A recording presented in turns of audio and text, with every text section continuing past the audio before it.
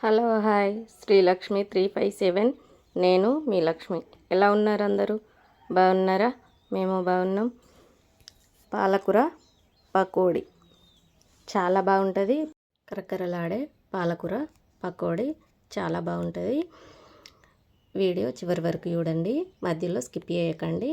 ముందుగా పాలకూర క్లీన్ చేసుకొని కట్ చేసి ఉంచుకోవాలి.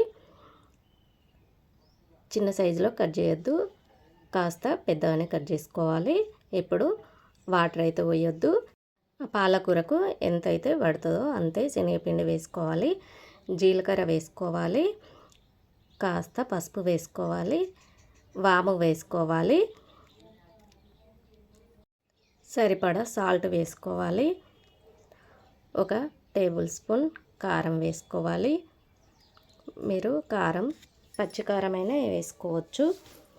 ఇప్పుడు అవి బాగా కలపాలి. ఇప్పుడు ఇది కాస్త తడిగా ఉంది, ఇంకా కొంచెం శనగపిండి వేసుకుంటున్నా నేను. అవి కూడా బాగా కలుపుకోవాలి.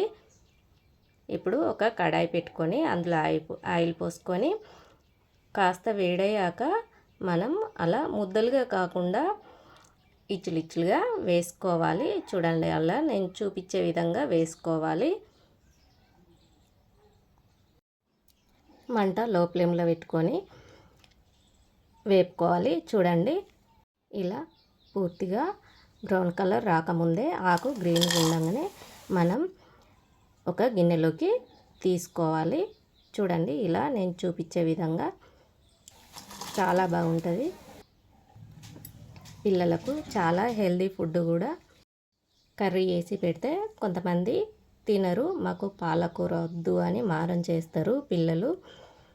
ఇలా పకోడీగా చేసి పెట్టండి, చాలా ప్రోటీన్ అందుతుంది పిల్లలకి, చాలా ఇష్టంగా కూడా తింటారు. మీరు కూడా ట్రై చేయండి ఒకసారి. ఇది ఎలా వచ్చిందో కామెంట్ చేయండి, లైక్ చేయండి, షేర్ చేయండి, సబ్స్క్రైబ్ చేసుకోండి. కామెంట్ చేసుడు మాత్రం మర్చిపోకండి. పాలకూర పకోడీ ఎలా వచ్చిందో చెప్పండి.